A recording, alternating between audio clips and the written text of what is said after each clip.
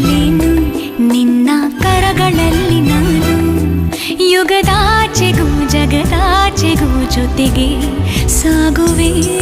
ಕಡಲೆಲ್ಲವ ಅಲಿಸುತ್ತುವ ತರವೇ ನಿನ್ನ ಸೇರುವೆ ನನ್ನೋಲವೇ ಸಂಜು ಮತ್ತು ಗೀತ ಸೇರಬೇಕು